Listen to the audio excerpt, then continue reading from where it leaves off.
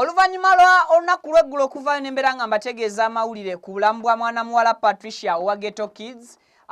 Embeera gy'alimu mu ddwaliro gy'apookeza n'endwadde ezigenda maaso n'okubeera nga zimubala. Era ne mbategeeza nti omwana ono ow'obuwala yeetaaga essaala. Olunaku olw'eggulo lwennyini ate omugambo gwagenze maaso n'okubeera nga guyiika ku social media okwosaako n'okubeera nga gutokomoka. Omukyala Bad Black Shanita Namuyimbwa yavuddeyo bw'atyo n'abeera nga naye alina omugambo gwe yatokomose oluvannyuma social media n'etandika okubeera nga egutambuza.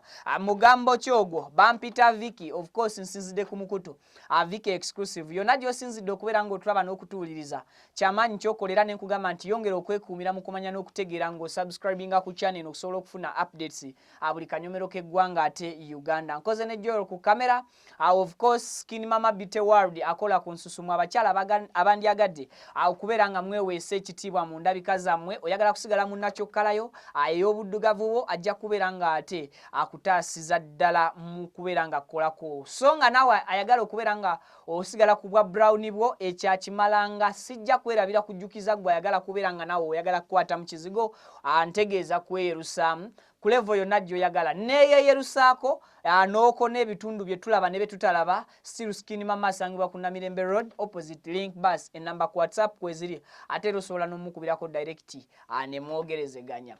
Hajati Kaloddo mulombi wadduwa ku lwammwe n'abalina ebizibu eby'enjawulo mu kiseera kino ng'abasiraamu bateekateeka okumalako ekisiibo kinaatera tugenderera mwekwate osobole okubeera nga ofuna ekisinga ebizibu bifuule lufumo.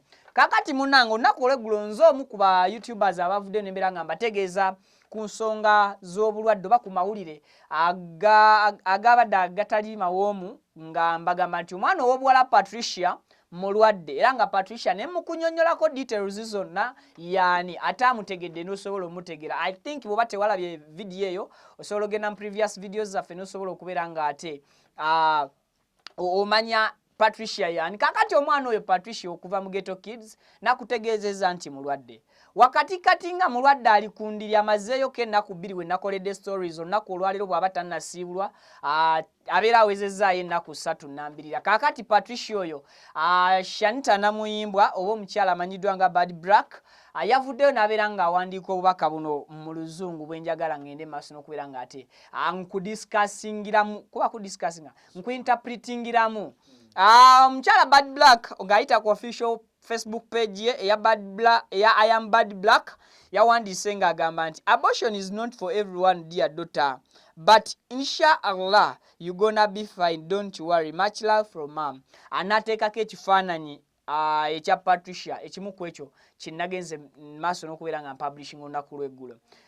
Mu kyo yabadde agamba nti okuggyamu embuto si kwa buli omu muwala naye inshallah abasiraamu bagamba kiba kitegeeza ki Katonda bw'anaaba yagadde ojja kubeera bulungi teweeraliikirira. N'omukwano omungi okuva eri maama Shanita Namuyimbwa oba Bad Black. Kakati propaganda oyo yatambudde. Sometimes ngamba nnyo abantu nti kyetwogera mu bulamu buno obwa kamera oba mu bulamu buno obwa social media ebiseera ebisinga kiyamba bangi ate era ebiseera ebisinga kikosa bangi. Now oluvannyuma lw'omukyala Bad Black okuvaayo n'abeera ng'ayogera bw'ati ku kibanja kye ekya Facebook, abantu bangi bateekinza amawulire ago era ne gatandika okubeera nga gasaturatinga nti omwana ono ow'obuwala ekimukubye ku ndiri yaggyemu olubuto.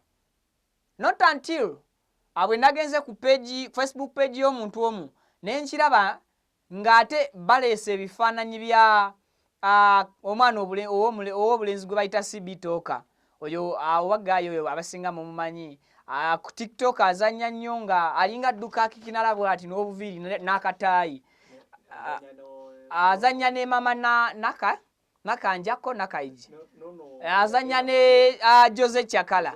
Yes, nga bataddewo ekifaananyi ekyo kye bali mu kubeera nga bagamba nti Sibitufu omwana wamukoze ekyo. So the fact is nabategeezezza okuviira ddala ku lunaku lw'eggulo nti ekiruma Patricia tekyamentioningiddwa ku muntu yenna yategeezezza ku bulwadde bwe era tewali reliable kigambo ekyo kuva iggulo kintawanya reliable source kagambo oluzungu kantu reliable source kimala nekiteera nekisooka kuba kigambo kyekyo oluzungu ekyala yes kankyanguye tewaliwo muntu yafunye information kuvira ddala ku sources ezeesigika nga zoogera ku bulwadde bwa Patricia wabula buli yafunye information yagitegeddeko nti Patricia mulwadde ate n'abasinga nga tebategedde yalwadde ddi okitegedde so I think nkoze ka clarification ku nsonga eyo omwana mwongere kumuteekera mu buteeka ezisaala